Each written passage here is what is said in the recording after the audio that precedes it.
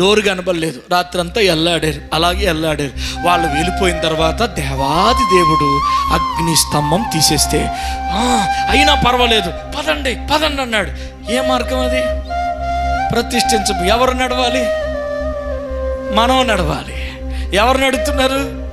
ఐగుప్తు ప్రజలు దిగిపోయారు. ఒకడో లేడు పట్టణంలో.